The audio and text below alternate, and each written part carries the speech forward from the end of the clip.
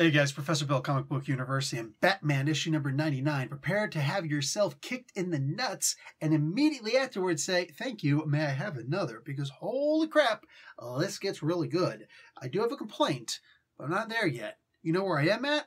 Telling you who made the comic book. So James Tynion IV is the writer, George Jimenez on art, Tomio Morey on colors, Clayton Cowles doing the letters, and Jimenez and Morey did the cover, with Derek Chu doing the variant cover. That's actually really cool. By the way, Batman was created by Bill Finger. So we get the entire Bat crew, most of the Bat crew, I'll say, put back together again. Couple of people missing. One of them is Spoiler. I'm really disappointed that Spoiler didn't show up. But I mean, like, I guess it can't be everybody. Even though Kate Kane wasn't there, Batwoman was still out doing things and she was still accounted for. So I can't complain about that, you know? But they're all getting together, and Joker apparently is going to know that this is going to happen. I think that Batman made a mistake here because he decides to go and face Joker by himself. I think he should have just taken the whole freaking crew instead of Damage Control, and then, like, this, what a terrible, dumb idea. But it's typical Batman, so I can't complain, and yeah.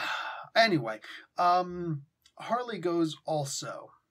I'm going to say something here, and there's going to be a lot of people who disagree with me. That's fine. We're all allowed to disagree with each other. You know what I'm saying? You're all allowed to disagree with me, and you're all also allowed to be wrong.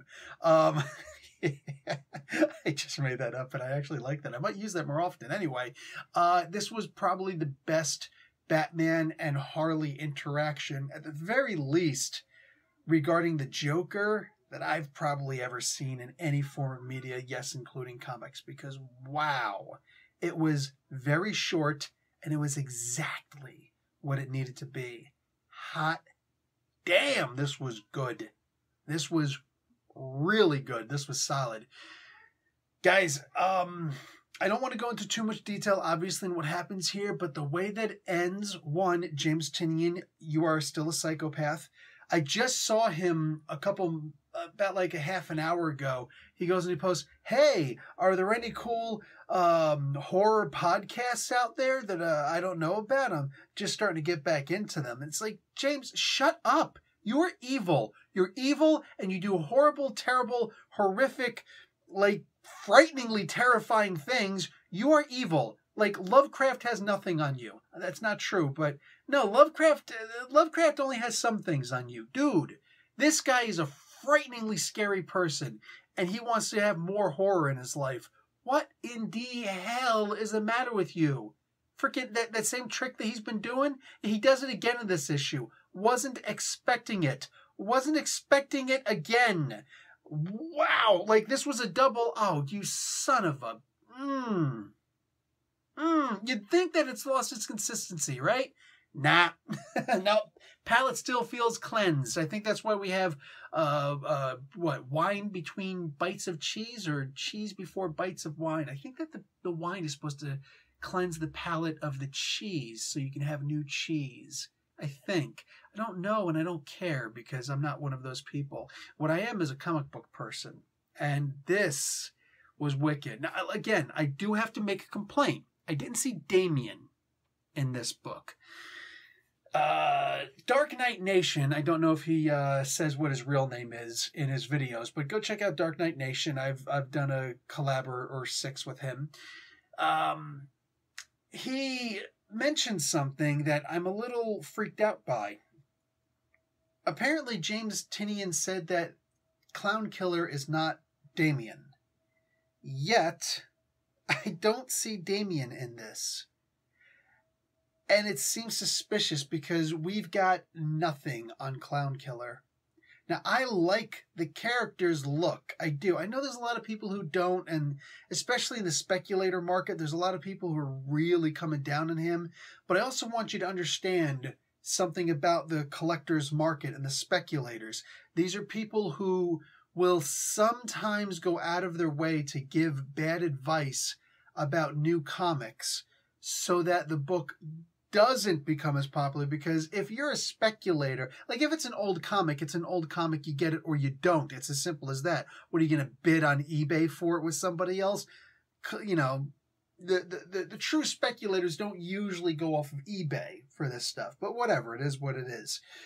When you have a case like a speculator saying that a character is bad, a new character, it's usually to get a bunch of the books to go into the dollar bin, where they won't be as impressive, where maybe they'll get lost. You know what I'm saying? Where they'll be wrinkled up and things like that. So these guys can go out and get their 20 copies. Yes, they will often get 20 copies or more, whatever. And the average number, I think, is 20. In order for them to get them CGC priced out, right? At least half of them. They're like 10 CGCs. And then they can sell them, I don't know, a week later, a month later, a year later, right? Those are usually the dates. I like the Clown Killer. I like his look. What I don't like is that we don't know anything about him. And I also don't know that I'm going to enjoy the idea that this is Damien, if that's what it turns out to be. I haven't seen Damien, and that frustrates me. Anyway, Tinian has a lot to do to repair the relationship between Damien and Bruce. And I hope to see that in the upcoming comic books. As far as this Clown Killer character is concerned, and the idea that, hey, Batman's identity seems to be revealed to a lot of people who he really doesn't want it to be revealed to. You know, it's funny. When we were under the presumption that 5G was going to change everything, it's like, oh no. And while many of us at least speculated that 5G wasn't going to be a thing because they haven't been mentioning it, in the most recent fandom, there were two 2020 fandoms. In the most recent one, Jim Lee stated unequivocally, that 5G is no more. It's done. So this really ups the stakes for me as far as the Batverse is concerned. Because how does Batman get out of this sticky situation now if everything's not just being rebooted, right? Hey, Batman could go and sit on Metron's chair and see the three Jokers or whatever the hell else he wants to see. It doesn't matter. Superman could lose his powers, die, get this, Spirit Bomb Nova Blast thing that, like Goku, and do whatever he wants. But when you can't just simply say, oh, here's a flashpoint, or here's another crisis, or here's something that changes everything, rebirth, then the stakes are a little bit higher. Because you always have to put the toys back on the shelves the way that you found them. So, did Tinian know far in advance that he was going to have to fix this? Or is he going to have to fix this now knowing, or within the past 2 months knowing, shoot, if there's no 5G, I'm going to find a different way to fix this. Does he already know how to fix it? I don't know, but rules are rules, right? Listen, not too many people I would trust with this book, with this story, with these kind of events, man. But this No Man's Land, this isn't on par with No Man's Land. Make no mistake. No Man's Land was something special. That was magical. That was out of this freaking world. This is no Man's Land. But similar to No Man's Land, you got to wonder how things are going to go back to normal, right? Since we don't do long-form storytelling anymore for the most part. I'm very curious to see where this goes. Anyway, guys, that's going to be it from me. Professor Bill, Comic Book University. Class dismissed.